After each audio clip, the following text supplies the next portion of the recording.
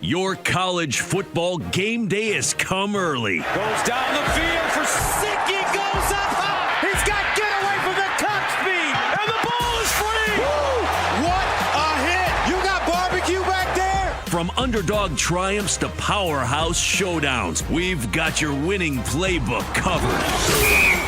It's BetQLU with Chris Mack, RJ Choppy, and John Martin, presented by BetMGM. And maybe you are getting us on a Saturday, headed out to a tailgate, getting ready for your favorite team's big game. Maybe you downloaded the podcast and you're prepped. You're ready for that every single weekend inside your Odyssey app. Maybe, I don't know, just maybe you're getting us live on the BetQL network and BetQL.com early Saturday morning, late Friday night, or maybe you're ahead of the curve and you're getting us Thursday night on the Odyssey Sports YouTube channel. However you're getting us, welcome into the fun. This is week 4 of BetQLU alongside RJ Choppy and John Martin. I just pointed to the wrong sides of the screen. Don't worry. I'm Chris Mack. We still got you covered for week 4 of the college football season. Like I said, we had no idea that week 3 would end up being what it was. I don't think. We looked at the schedule last week, boys, and we said, oh, this is no top 25 versus top 25 matchups. Maybe next week will be better. And this week is great. Week 4, we got a lot of games to get to, and we'll get to them in just a moment. But let's start with week 3. I think maybe the thing we most wondered about was, is Colorado going to cover against Colorado State, right? That was the big question. As it turned out, it was the best game of the weekend. Had nothing to do with anybody covering. It had to do with multiple overtimes in Boulder. And Colorado, despite the Travis Hunter injury, survives Colorado State. They start out 3-0, and they roll into this tough little back-to-back stretch as John gets his sunglasses on. He's got, you know what? Sunglasses all around. Here we go. I got sunglasses and a hat on, too. Do it, man. Make it 3, RJ. Don't hate. I keep my sunglasses in the car. I'm sorry, I don't have any in here right now. He only wears them at night. The Buffs now 3-0, rolling into these next 2 games at Oregon and against USC. I think we're all in, boys, on the prime train at this point. I don't know what's going to happen the next 2 weeks. I don't expect them to win both games. I don't know what the hell I expect, to be quite honest, with Colorado anymore. I just know that for those of us, and I'm pointing to myself, guys like this one right here who didn't expect him to win 3 games all year, he's already proven us wrong in a big way, John. Yeah, I mean, I got involved in this live because I still thought Colorado was actually way overvalued even in the game. Like, I turned it on. Mm-hmm. I don't know, maybe in the second quarter, Colorado State was driving, and I pulled up my sports book, and they were still plus 13.5, and I thought that was actually like a glitch. And I bet that, and it was sweat free from there. Look, Colorado got the win, and that was when they really needed to win as a huge favorite. But I think what he's already accomplished, as you mentioned, Chris, is, Deion has proven that he belongs, in this hierarchy. And I don't exactly know where he's gonna end. Obviously, without Travis Hunter, we know this is going to be a tough stretch, without him, and the numbers are going to get really big. But he's already won, in my view. And if you had any doubt about his ability to at least be competent, right, at least come into college football and show that he can compete, he's already checked that box, man. And he's the hottest story in college football. It's a hell of a lot of fun to watch and bet on, honestly, or against, right? Or against. So it's been a great element of this college football season early on, and I hope like hell it continues. RJ, he's already won 3. He's going to be favored at least 3 more times. Probably win all 3 of those games. I just look at Arizona State, Stanford, and Arizona. I'm just going to chalk those up as dubs too, and say this team's going to be at least bowl eligible, at least. So I think John's right. I think this ends up going down as a wild success for Prime's first year. Oh, it was a success after they beat TCU. Right. Like that. Let's be fair. The season was a success. He could have lost every other game. They should have lost the other night. Colorado State's coach is gutless. That's what he. That was like there was 3 instances where he should have put the game away. His quarterback, who's from here, he's from DFW, he's from Aledo, Texas, which is just west of Fort Worth. Look, I got to be honest. Like he actually reminded me a lot of Jared Goff with his throwing motion, his length, he's on time with his throws. I couldn't stand up watching him. Like I was so aroused football wise watching him play. He was fantastic. I loved it. And they should have put the ball in his hands more and let him win the game. He got 4th and 2 on the plus side of the field. Go win the football game. I know you can kick it and cute little pin them back. No, when you're the worst team, and Colorado State is, you want to limit possessions. The more possessions, the better chance Colorado is going to win that game. Now, like from here on out, obviously, I mean, yeah, they'll probably win 3 more games, 2 more games, whatever. I don't know how I feel about this week. I think it opened at 16 and it's the 20 already. Like it's moving up.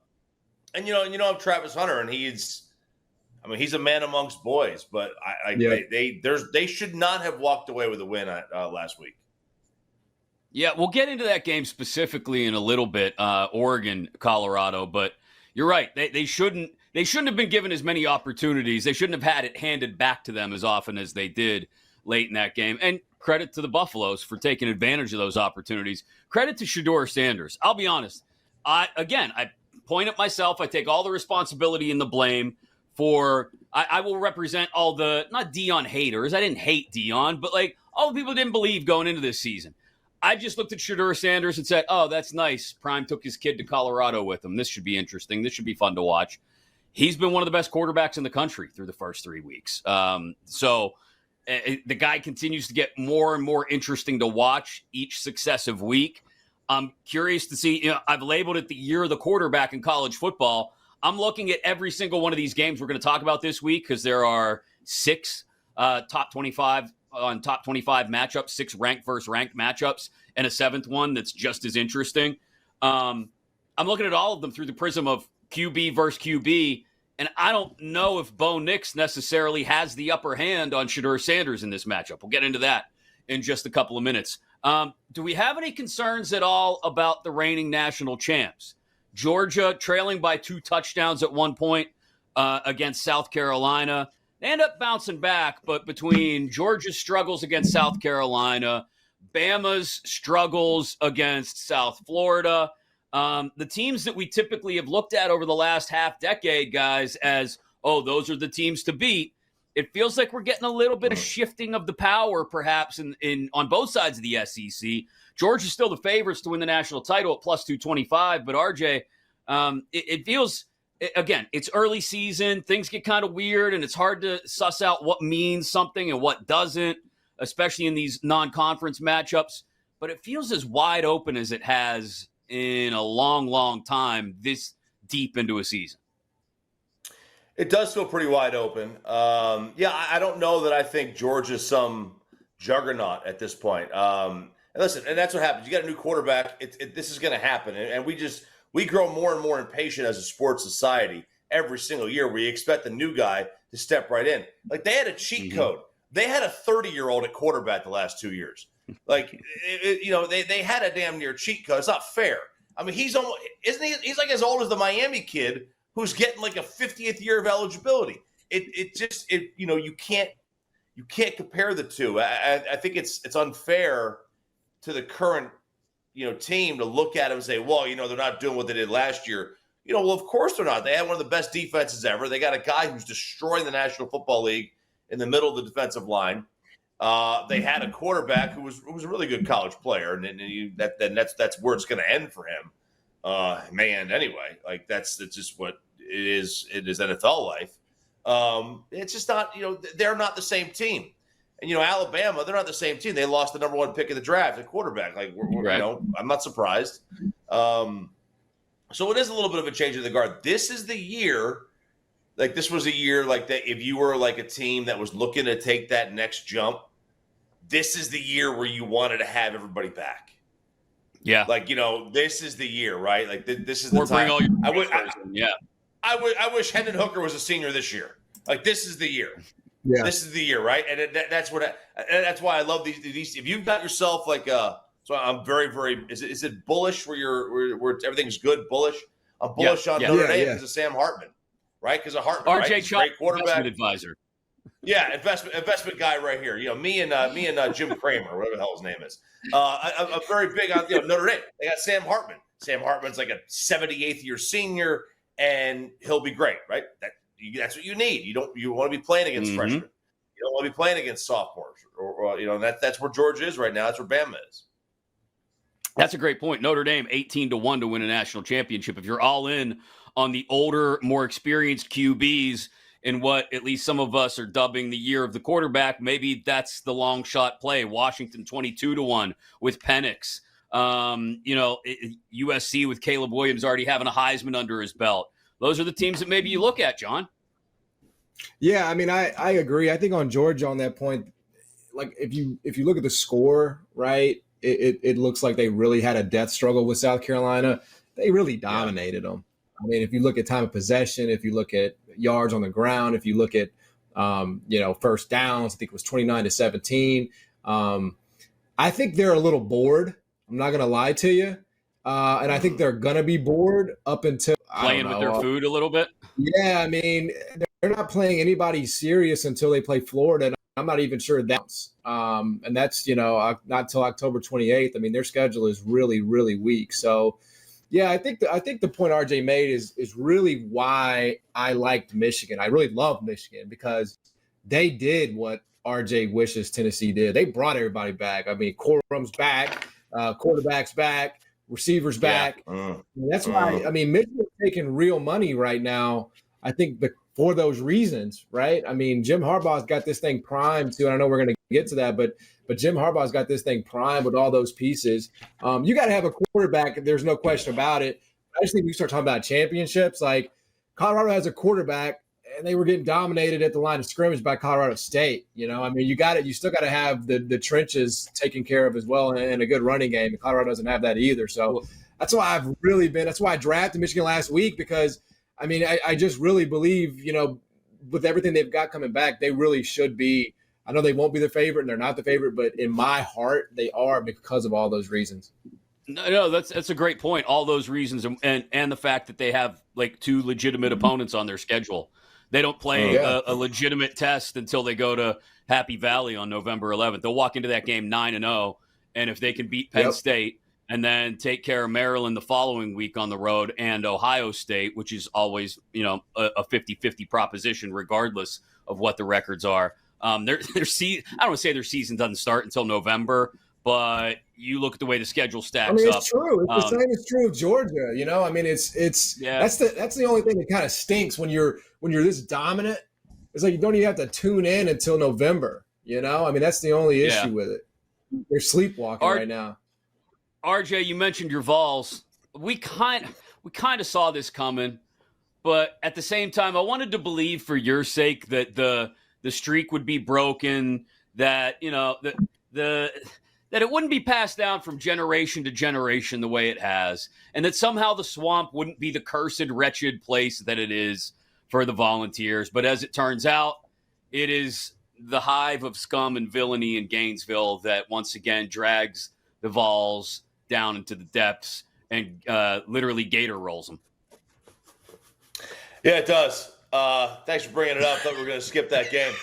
I hope that the world follows me on Instagram and notices the meltdown that I had on Instagram Live on Saturday night. I do apologize for just being a fan, a super fan. I apologize for that one. It was bad, man. Look, I mean, I should have known. Should have known going in. They're just we can't win there. I think I was at the last game we won. I think it was a 2000. I was there at the Travis Stevens rolled over them in the swamp in 2001. I was there. I drank the purple porpoise out of all the whiskey that they had down there. We did a show from the roof that night. We did a show for the rooftop that night in college. It was fantastic. But we can't have nice things. It happens. We're just a bad. We got a bad run of luck here. That's what we have. Bad run of luck. Bad run of luck is one way to put it. It's a bit of an understatement, I think. But yeah, Tennessee has been owned by Florida, especially in Gainesville, for, probably like the last 20 years now. Hold on. I'm going to go back and just look. The last time Tennessee won in Gainesville, 2003. That's the last time. So there you go. 20 years. Just a couple exactly years ago. 20 years. It's just a generation ago. They were still called millennials. Millennials were still being born. That's right. We have got a huge slate of stuff to get to for this week. I mentioned 6 ranked matchups: Bama, Ole Miss, Colorado, Oregon, UCLA, Utah, Oregon State, Washington State, Iowa, Penn State, and a whiteout in Happy Valley. But coming up next, we start with a dive into what may be a win or go home game for one team who isn't ranked, but we're used to being ranked as they host number 4 Florida State. Clemson, Seminoles, next right here on BetQLU. You've been listening to BetQLU, presented by BetMGM. If you missed any of the show, listen back anytime on the new and improved Odyssey app.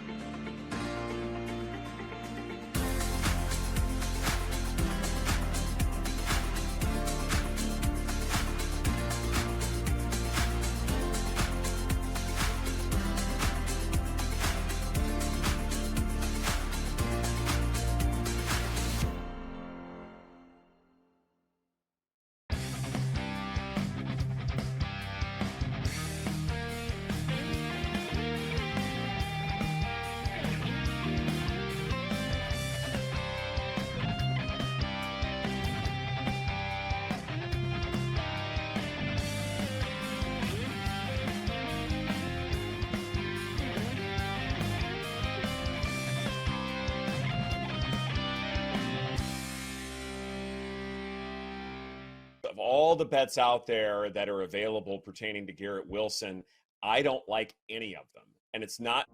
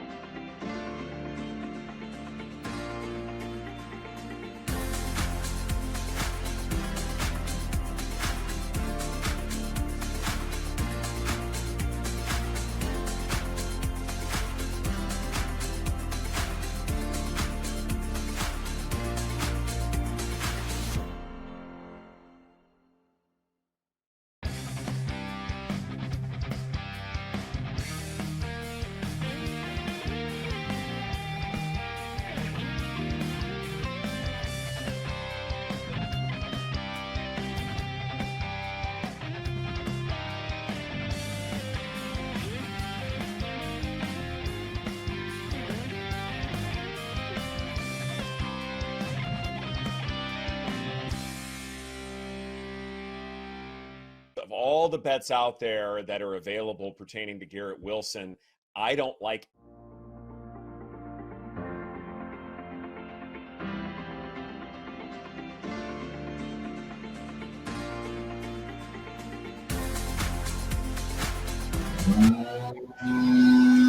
Let's get back to BetQLU, presented by BetMGM. Back in here at BetQLU, brought to you by Grassmasters, 6797 Messick Road, Memphis, Tennessee. Happy to take care of your landscaping needs while you're doing a college football podcast. I am Chris Mack alongside RJ Choppy and the man who doesn't cut his own grass, John Martin. That's right. We are plowing through week 4, much the same way Grassmasters will plow through your backyard. There you We've go. got at least half a dozen games we got to touch on in week 4. And 3 big ones we want to get to this segment, actually. I mentioned it going to break last time, guys. Number 4, Florida State. Only favored by 2 because they're headed on the road to Death Valley to face Clemson. It's not Death Valley at night. It's a noon Eastern kick, but still, this is Clemson with this defensive front against, though, Jordan Travis, who, how healthy is he after taking that hit up in BC last week? Florida State, the 5th most bet on team by the public so far this week. 86% of public bets coming in on the Seminoles. This one for me, guys, I don't know how you read it, but 2, that seems like a short spread to me based on the way Clemson has played through the first 3 weeks. Yeah, to me, this is a weird line. It doesn't make a whole lot of sense to me. I can't figure out for the life of me why it's just 2.5. Florida State, if you go by perception, they should wipe the floor with Clemson. Clemson was dead in the water. And I wonder how much the game at Boston College kind of played into things. But that was a classic look-ahead game, man. You know, it was a trap game. Boston College not very good. There's no atmosphere. None. There is no atmosphere in Chestnut Hill. Like, what an awful place. But like, yeah, this doesn't make like I expect Florida State to go in there and just beat the brakes off. But then again, college kids on the road, man, that's a wild proposition. It really is. Yeah, I was just going to sort of piggybacking off of that. You know, it's funny. I came in here, after week 1, and I've said it again, just how disastrous Clemson looks. And, it was a little disconcerting, as somebody that really likes Florida State, watching the way they kind of played and really could have lost last week to Boston College. I know, like, there's a look-ahead element there, with Clemson on the other side. But with the health, as you mentioned, Chris, and I know that Jordan came back, but with the health concerns, I don't know, man. I think the value is on Clemson here, and Florida State could do it. I mean, it would be one of the wins of the season in all of college football. There's no doubt about it. I think I've sort of flipped in terms of what I expect this weekend. I think I'd at least have to take the 2.5 at home. I do think this is a game Clemson it's like you when you start talking about these teams getting points as opposed to laying, it just really changes the equation for me. How can I pass up on Clemson as a dog at home in a desperate situation, really, for Dabo and that entire program? So I don't know. I think given the moment, I would probably have to take Clemson plus 2.5 as much as I love Florida State. I get what you're saying, John, and I think in any other situation in like the last 10 years, Clemson is a home dog, even a short home dog, I would be all over it. This is, again, if I'm going to stay true to what I believed after just 3 weeks of the college football season, which is it's the year of the quarterback, and I'm going to base everything on the quarterback matchups.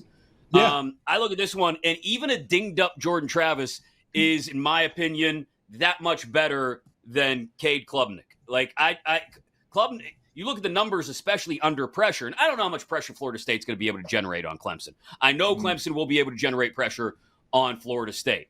I trust Jordan Travis to be able to withstand that pressure, even at less than 100%, and make a few plays here and there. I don't trust Cade Klubnik to do that at all. If Florida State gets in his face at all, I foresee him melting down, as the numbers kind of indicate he does when he does face pressure. So it's one of those ones that when we look back on it, if it goes the other way, I'll go, well, yeah, you dummy. Of course, Clemson at home in a sort of do or die moment ended up winning. Yeah. But I have to go with what I've seen through the first 3 weeks. And what I've seen through the first 3 weeks is a changing of the guard in the ACC. And so I'm going to take Florida State and lay the 2. And I think it's possible to go either way here and have and be right, so to speak, in this moment right now. Yeah. It's just based on, like I said, for me, the quarterback versus quarterback matchup. Yeah, I would say, like, I don't really care so much about what the public is doing. I mean, the public doesn't have any propensity for getting games wrong. I mean, they just don't win, right? Like, if you just give them 100 games, they're going to go 46 and 54. That's not that bad. They're still going to win 46% of the time.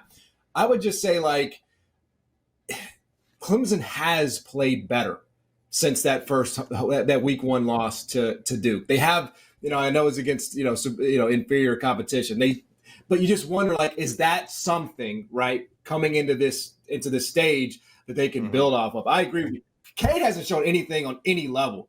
Even going back to the bowl game against Tennessee, like, he's been pretty bad. But is this the time? You know what I mean? Is this the moment for him where he shows up and finally can show the world what he's about? Somebody flips the light switch. I think he might, yeah. Yeah. Choppy, we started to touch on this game earlier. Number 19, Colorado, visiting number 10, Oregon. It's a 3:30 Eastern, 12:30 Pacific kick on ABC. The spread on this one now up to 20.5, 21, depending on where you find it, in favor of the Ducks. Again, if it's all about the quarterbacks for me, I don't think I take Bo Nix over Shedeur Sanders at this point because, again, I look at what each quarterback does under pressure in big moments. Bo Nix, I'll be honest. I kind of think of it this way. If Colorado and Texas Tech were on a field right now, who would I favor? I'd favor Colorado by probably 10 to 12. Oregon struggled with Texas Tech.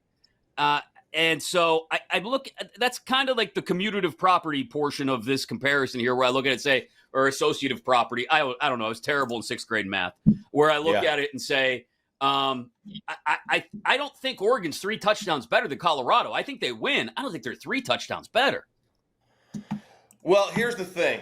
Shedeur had talked about in the TCU game, there's really no difference between FCS and FBS, and he's going to find out this week that's a foolish statement. And he's going to find out firsthand about what a crowd's like, too, because he hadn't really played in front of a road crowd. I live 20 miles from Fort Worth, the TCU's campus, and that's not a great home crowd. It never has been, never will be.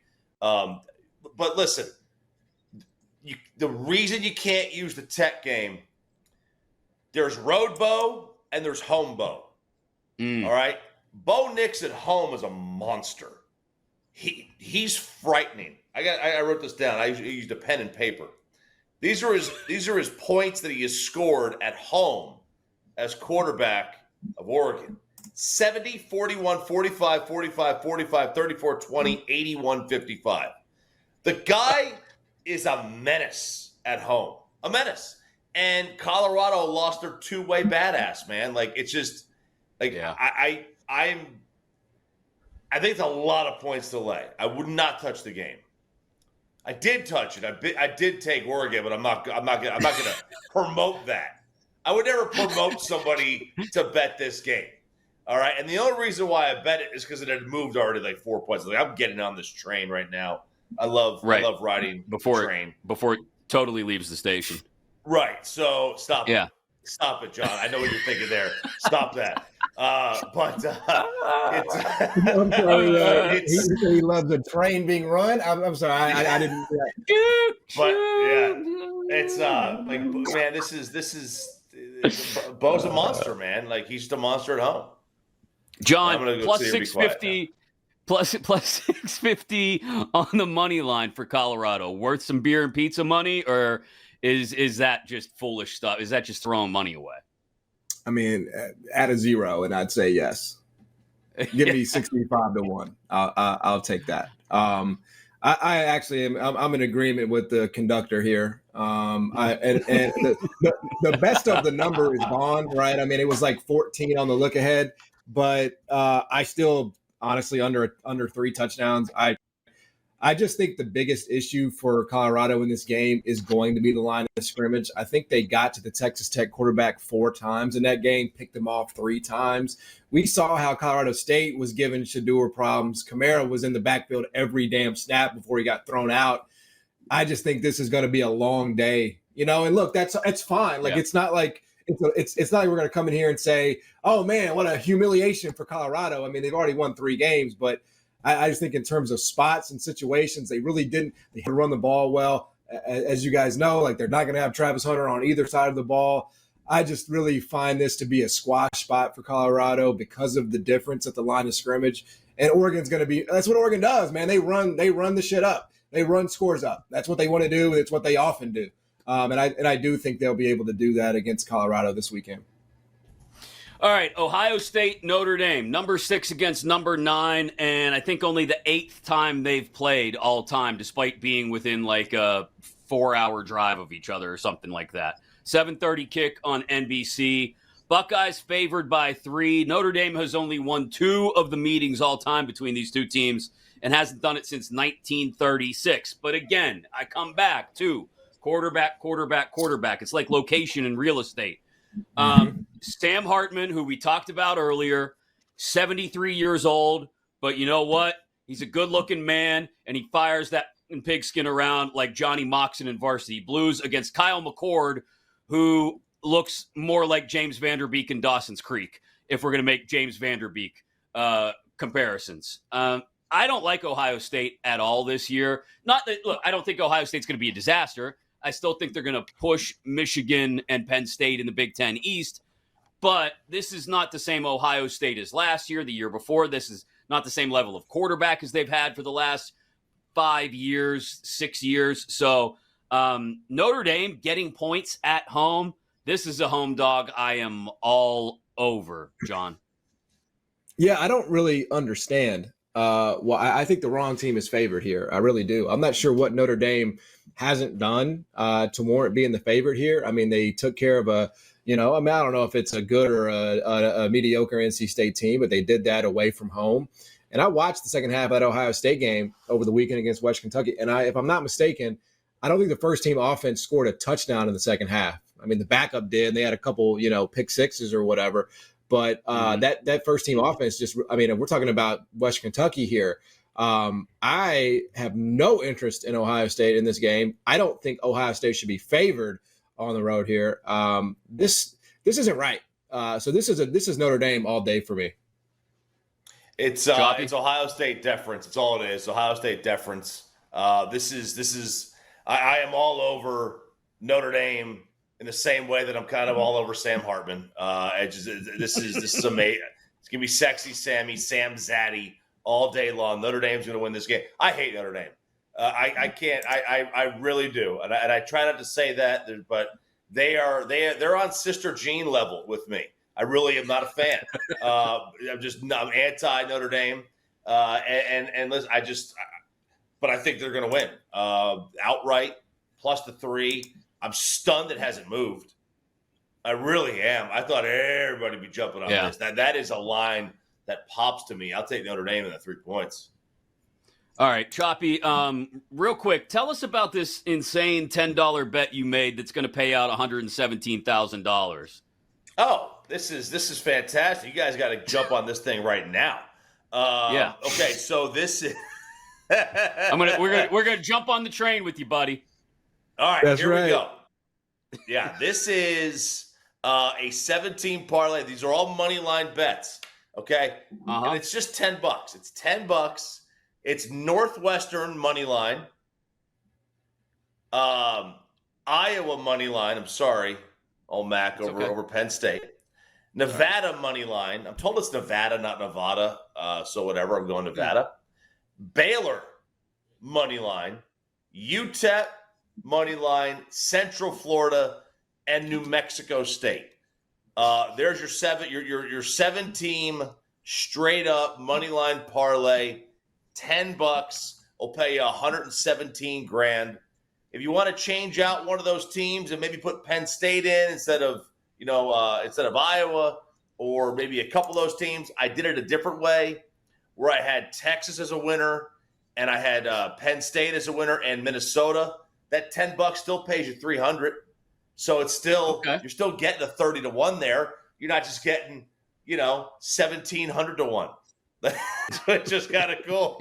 Or 17,000-1, I guess it would have been. So there you go. There's your 7-teamer. Take it, man. Why not? It's $10, man. If I win, that's true. $10, man. Should hit. If I win, I'm flying JSX to Vegas tomorrow. There you go. Love it. Let's go. I love it. Let's all jump on the train together, boys. Here we go. The BetQLU train. Choo, choo. We got a couple more games to talk about. We got to get you our best bets, too, after we talk about UCLA, Utah, big Pac-12 matchup. It's hilarious to me that the Pac-12 is having one of its greatest seasons ever in a year where they're disbanding. Ole Miss, Bama, a huge one in the SEC West.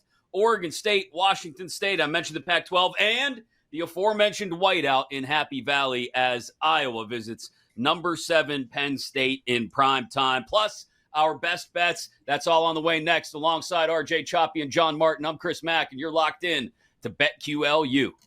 You've been listening to BetQLU, presented by BetMGM. If you missed any of the show, listen back anytime on the new and improved Odyssey app.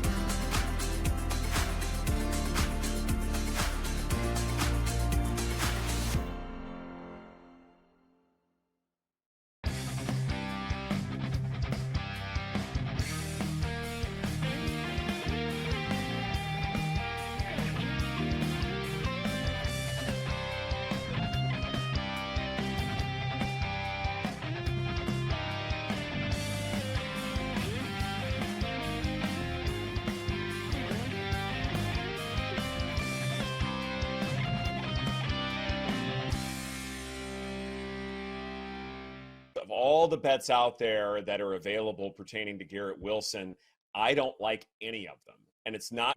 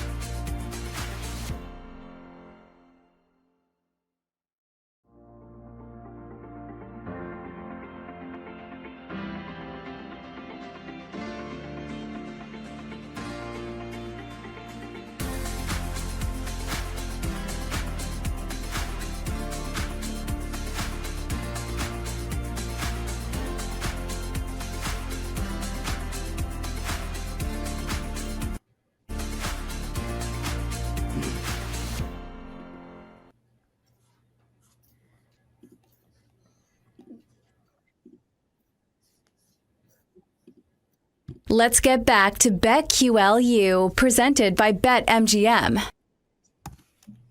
And we are back and live on the BetQL network, whether you're getting us as the podcast version of BetQLU inside your Odyssey app or on BetQL.com on a Friday night or Saturday morning or maybe Thursday night on your YouTube Odyssey Sports page. You're getting us, giving you all of our takes on week 4 of the college football season. And we touched on 3 of the really big games. In case you missed them, you can always go back and check it out. Colorado, Oregon, Florida State, Clemson, Ohio State, Notre Dame. Still 4 other games that we want to touch on really quickly in kind of rapid-fire fashion before we get you our best bets alongside RJ Choppy and John Martin. I'm Chris Mack. This is BetQLU.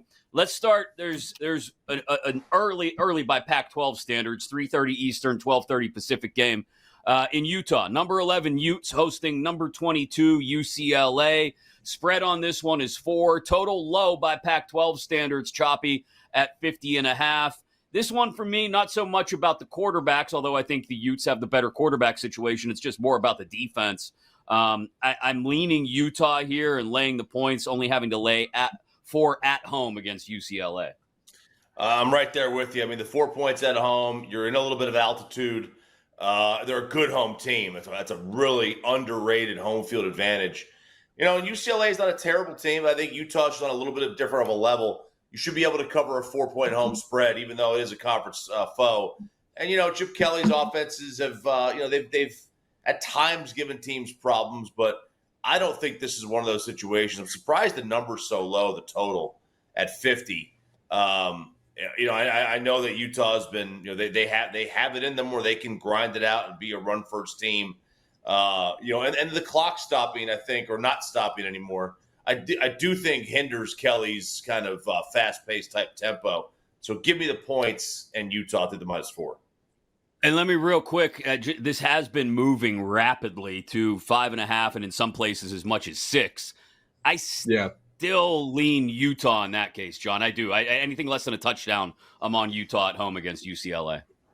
Yeah, I mean, this suggests that Cam is back. So Cam Rising's playing. I'm on Utah, and I think that's the explanation for the number there. Is that's just speculation, not even speculation, probably information that Cam Rising is going to finally make his debut this season. So yes, there is no question that his first game of the year at the crib. I am on the Utes without a doubt. Number 15 Ole Miss at number 13 Bama. This one around a touchdown line as well. Total in the mid-50s.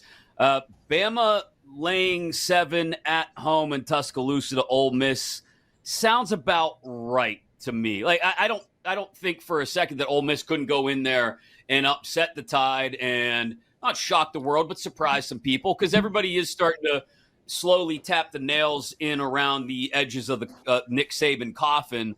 But it also wouldn't surprise me to see Bama rise up and squash Lane Kiffin by 17, because that's just the kind of thing Nick Saban would do in this situation, John. Correct. He dominates Lane Kiffin. Lane Kiffin's never beaten him, and even with all the quarterback turmoil and as bad as Alabama looked, like this just feels like the perfect. It feels like a buy low to me, man. I know it's a touchdown, but in most years it would probably be 10, 13.5. So you're getting a touchdown here. I know it feels kind of gross because it's like, based on the eye test, this doesn't feel like, if I were just handicapping it with my eyeballs, I would say this feels more like 4.5. But, sometimes psychology comes into play here, and former Saban assistants just don't do well, Lane specifically, against him. So I'm rolling with Bama here. I think they get up for this one and they get right. Choppy? Man, I'll take Ole Miss in this one. Get them while you can. This is the year. This is the year to get them. They got nothing at quarterback. Now, they got someone coming in next year. That kid's supposed to be like a super stud. But get them while you can. What Nick Saban did with the quarterback situation last week, that was malpractice. That was embarrassing. Like I don't know if he was in panic mode. I don't know if he was trying to put a message or something, but that was embarrassing what he did last week at the quarterback spot. You made your decision. Stick with the kid. Put Milroe back in there. Get him. He should have started last week. But I think this is where you get them while you can. I'm going to take Ole Miss. I want to root for Bama because I want Bama to only have one loss when we go into Tuscaloosa. Helps me out. But yeah, I think Ole Miss win. I think Ole Miss. I'll take Ole Miss in the 7. I do. I mean, if I'm going to stick by what I've said the whole time about quarterbacks, Jackson Dart is better than Jalen Milroe in my opinion. So, but I don't trust the whole mythical ethos, the aura around Nick Saban and what he'll do to Lane Kiffin in a week where Kiffin had Saban's name sort of indirectly in his mouth via social media all week. Back to the Pac-12, Oregon State, the Beavers, number 14 in the country, laying 3 on the road at Wazoo, number 21, Cougs. Have been better, I think, than a lot of people expected them to be. Oregon State only laying 3. I know it's on the road in conference, but I'm gonna do that every time because I've been on them since last year, and I'm still on them, and they've still got the second best defense in the Pac-12. They'll challenge Utah for the best defense in the Pac-12, and if I'm only laying a field goal, yeah, I'll do that. I think this is where Washington State starts to look like Washington State. RJ. I agree. I love Oregon State here. I think Oregon State's a great team. I think they got an outside chance to win the Pac-12. Not even an outside. I mean, I think they got a really good chance to win the Pac-12. The outside chance is going to be to sneak into the Final Four. I think they're that good. This is a legit team. This is the battle of the unwanted. That's what this game is. It really is. It's the Pac-2. It's the Pac-2 here we got going on. The battle of let's not get relegated. Washington State and Oregon State. I'll take the Beavs. This is the new Mountain West Championship game, John. Yeah. It is. Like, do we have to like there should be some stakes, like loser gets less of a share or something, right? Yeah. They get less revenue share in the Mountain West. No, I agree. Like Washington State's been flying high, they've been flying really high with that's the son of Charlie Ward, right? At quarterback. That's him, isn't it? I think so. So it just feels like this is the moment where they kind of come to a screeching halt. This is Oregon State is obviously, as we've talked about, so different of a Pac-12 brand in the way they play. And it feels like this is one where they kind of just smack Washington State in the mouth. So, yes, I completely agree. I think they impose their will physically and find a way to get out of there with, a win over 3 for sure. I'd love it if he actually was Charlie Ward's kid. That would be the best. Oh, he's not? I just made that up. No. Completely? You totally made that up, but that's okay. I'm going with it because it's amazing the things I just walk around believing.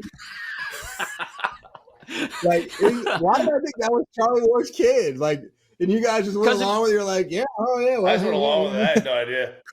Because it made sense at the time. It made sense. It did, so right? we just rolled with it. You know what I mean?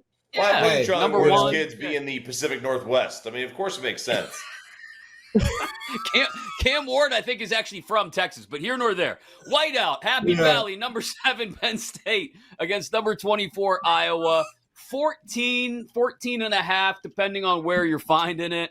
I think, again, quarterback versus quarterback. The Penn State defense is better than I expected, than a lot of people expected. They turned over Illinois a handful of times last week.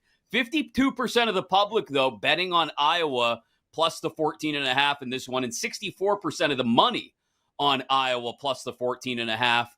I'm not buying it. This is not a homer pick. This is, I think, Penn State pulls away late in the second half. It'll be tight. I think it'll actually be a decent ball game for 3 quarters. And then I think you see Drew Aller kind of put his talents on display late in this one, and Penn State pulls away, John. Why? I mean, what do you want me to say about this, man? I mean, this is just disgusting. I mean, it's a 14.5 point spread and a 40-point total. I mean, I ain't touching this one. I guess if you force me to do it, I'm just going to take the under. I know it's just like I'm never taking it. I've taken a couple Iowa overs this year, and it was like nails on a chalkboard. My eyes were bleeding. Yeah. What a stupid thing to do. I'm not going to do it now. So if you force me to do it, I'm just going to take the under here. Man, Choppy, we had some Iowa totals that were like down in the upper 20s last year. Remember that? We did, but now with Ferentz's kid's new contract, he's got to average 25 a game. You got to take the over in this one. Okay, it's the dumbest contract in sports. Plus, I just want to see Cade McNamara win. I want to see him giggle like a schoolgirl again. Oh, yeah. That's all I want to see. That guy, that was amazing. No, it's Penn State's the team that's going to win this game. I don't want to touch the point total. I'm rooting for Iowa because obviously that's one of my 7 teams in your ridiculous parlay. Yeah. One parlay. So give me. I want to root for Iowa. Hey, Hawkeyes hung 41 on Western Michigan last week. Look out. There you go. Yeah. Time That for might our be the best worst team in bets. football. Yeah, that time for our best bets before we wrap up here on BetQLU. Choppy, I'll let you go first. What do you got for us besides that crazy 7-leg money line parlay? All right, I got Notre Dame plus the 3 against Ohio State at home. And also I got a little pizza money parlay for you. This is a 3-teamer. Cincinnati money line, West Virginia money line, and UTEP. $10 will win you $3.15. Okay, I like it. I can roll with those. John, what do you got for us? What's your best bet? I am going to go with Virginia Tech. Plus 4.5, plus 5 at some spots. I bet this at 7. I would bet it again if you made me at 4.5 or 5, which is why I'm giving it out. They're playing Marshall, and they're dogs against Marshall. I know it's there. Yeah. But I just feel like you're getting a Power 5 team as storied as Virginia Tech. And I know they haven't looked good. They didn't look good against Rutgers last week. But I think Rutgers is actually good. I think Rutgers is a really good team. And I wouldn't be surprised if they keep it close. Yeah, I think you're right. Yes, exactly. So I don't really take too much out of that. I don't penalize them too much. I think this is a game that they could probably win outright against Marshall. They're going to have the size advantage for sure. At the very least, they're going to keep this within a score. That key number 3 and 4 you're still getting. So give me Virginia Tech, man, the Power 5 team with a coach. Like if that coach loses to Marshall, buddy, I know he's a dog. It's going to be getting late early for him in Blacksburg. So I think this is a must-win situation for them. So I will roll with Virginia if you're giving me the points. Plus Virginia Tech plus 4.5, plus 5. I'm going to go with Oklahoma. They're laying 2 touchdowns on the road in the Big 12. You go, in the conference? It's at Cincinnati. Don't worry. The only thing that gives me pause is like if Emory Jones starts to kind of put everything together for Cincinnati, but I'm not counting on that happening against Oklahoma. I'll give Brett Venables credit. They've come out and looked the way they were supposed to look this year at the start of the season. Still not sold on them going to the SEC and being what they are now in the SEC, but that's to worry about next year. As for this year and this week specifically, Oklahoma only laying 2 touchdowns on the road at Cincinnati after they absolutely handled who was it? I think it was Tulsa last week, 66. They hung on them. Yeah, I'll take Oklahoma laying 2 touchdowns in Cincy. That has been another edition of BetQLU. We will be back next week to wrap up week 4 and look ahead to week 5. We appreciate you joining us however you did inside your Odyssey app on BetQL.com or on YouTube/Odyssey Sports. For RJ Choppy, for John Martin, for our producer, Zach, I am Chris Mack. We'll talk to you again next week right here on BetQLU. You've been listening to BetQLU, presented by BetMGM. If you missed any of the show, listen back anytime on the new and improved Odyssey app.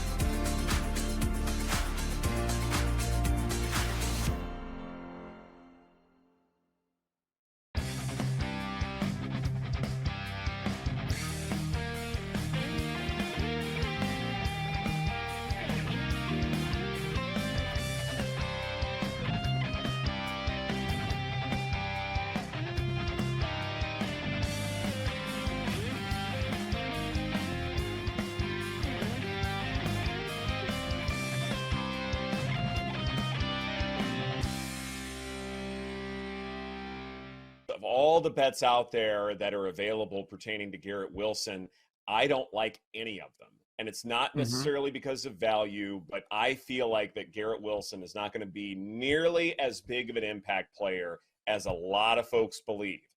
One of the things that I love doing in terms of evaluating